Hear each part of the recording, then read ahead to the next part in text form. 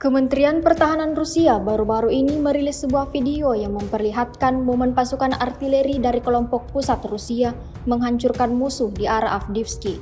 Rekamannya diunggah di akun Telegram @mod Rusia pada Rabu 6 Maret 2024.